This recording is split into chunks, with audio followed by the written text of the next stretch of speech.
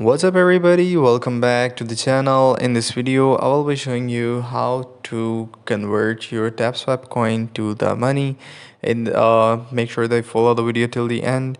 Right now the airdrop is not live for the Tapswap application, but in order to do so, once the airdrop will be live, all you have to do is to go and connect your wallet with the Tapswap application. For that, just go to the connect wallet option, and in the connect wallet option you can select between all these wallets.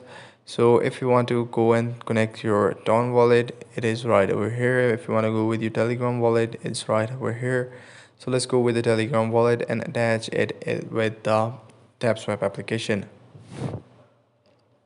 So here's the option, just go and click on tap.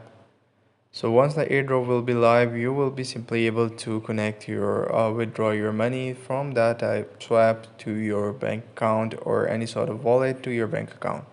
So but make sure that you remember that the amount of coins in your Tapswap application would be equivalent to a certain amount of tokens. So which token might have a worth in the crypto world that would be as high as the number goes in the market value. So that's how it goes. I hope you find this video helpful.